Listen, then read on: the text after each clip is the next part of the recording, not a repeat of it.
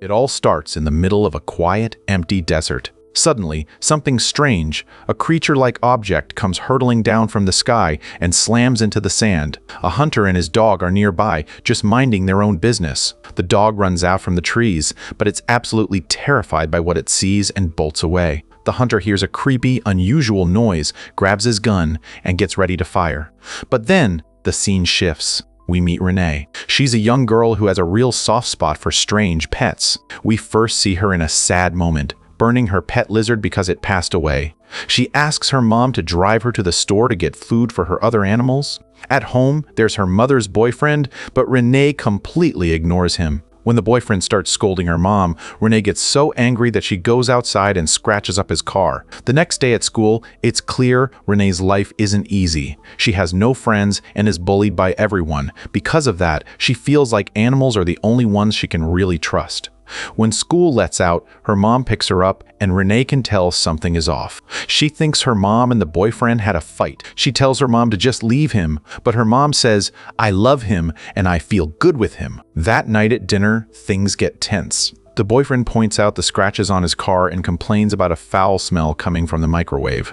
Renee admits she was heating up a dead rat for her snake. This makes the boyfriend explode with rage, and he actually hits her. Fed up with the abuse, Renee jumps on her ATV and rides out into the desert. As Renee sits in the desert crying, she spots that same crashed object. She walks up to it, and a strange monster emerges from the wreckage. At first she's scared, but she realizes it needs help. She does what she can and then rushes home. When she arrives, her mom and the boyfriend have stopped arguing, but she's still on edge. The next morning, helicopters are buzzing over their house.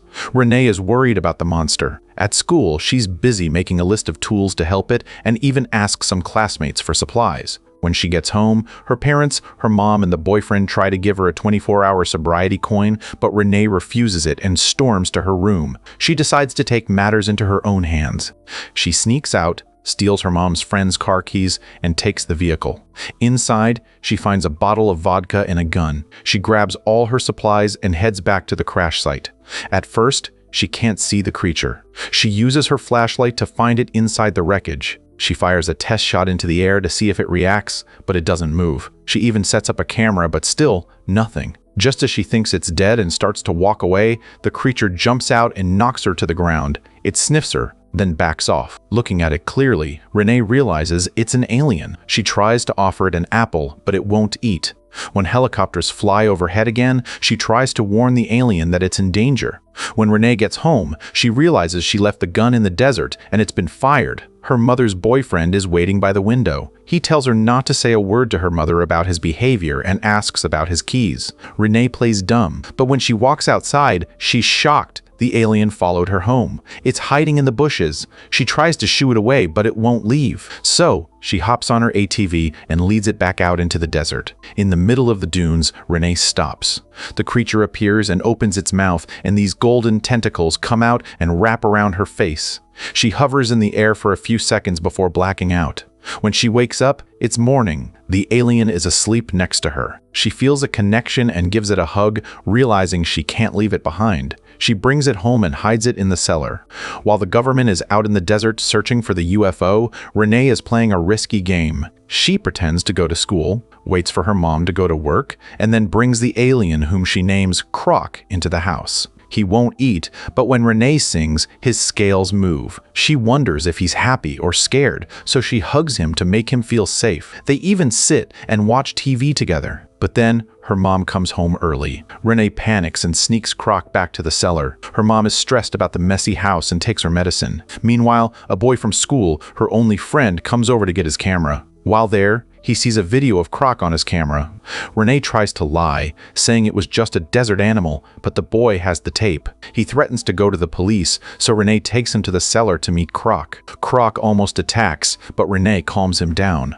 When Croc sniffs the boy, the poor kid is so scared he faints and wets his pants. But once he wakes up and sees Renee singing to the alien, he realizes Croc is friendly. He gives the tape back and promises to keep the secret. They don't know that a government agent is outside, watching and taking photos. The next day, the friend suggests that Croc might be a hunter, like a dinosaur. They take him to a farm, and sure enough, Croc hunts and eats some pigs. Renee is so happy she hugs her friend, but Croc gets jealous. He cries out loudly and won't let them touch each other. That night, things at home turn dark. The boyfriend shows up drunk and violent. He grabs Renee, throws her down, and demands his gun. When she admits it's lost, he loses it. He tries to strangle her, and Renee bites him to save herself. Her mom rushes in to pull him off. Down in the cellar, Croc hears the screaming and goes wild, pounding the walls so hard the whole house shakes like an earthquake. Finally, Renee's mom kicks the boyfriend out, throwing a beer bottle at the wall to make him leave. But Renee is heartbroken and angry that her mother let it get this far. She goes to the cellar to comfort Croc, telling him he has to stay hidden and quiet. She falls asleep right there next to him. The next morning, the agent confronts Renee. He found the gun with her fingerprints on it. She makes up a story about shooting cans, and he gives her his card, warning her that he'll be back with a warrant if she doesn't cooperate. Back at the house, the water stops working. The mom calls a plumber. When the plumber goes into the cellar, he sees Croc and attacks him with a tool. Croc bites him in self-defense. The plumber flees in his van but is in such a panic that he crashes. When Renee gets home and finds blood in the cellar and Croc injured, she knows he's not safe there anymore. Renee leads Croc back to the desert on her ATV. Her friend meets them there. He tells her the agent threatened to deport his family if he didn't talk. Renee hides Croc in a large wooden box and heads back to get a van. But the drunk boyfriend is waiting with a gun. He forces Renee and her mom inside, crying and acting crazy. In the desert, the agents find the box, but it's empty.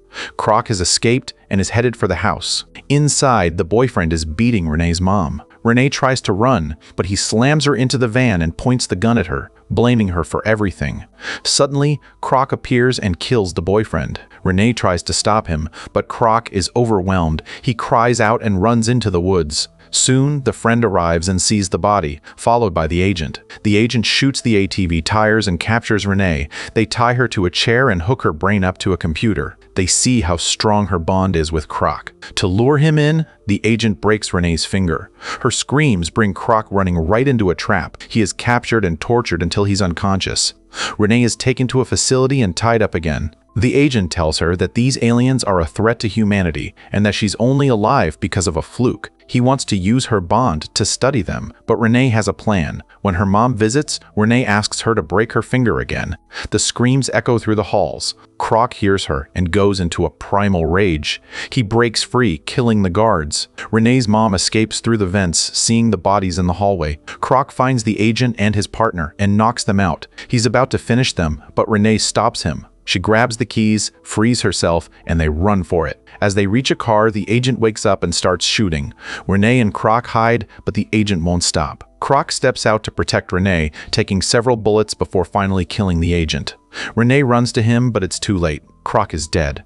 A few days later, Renee, her mom, and her friend are having a peaceful picnic. But miles away, in a cold government lab, scientists are hovering over Croc's body. Just as the screen fades, there's a tiny movement. He's still alive.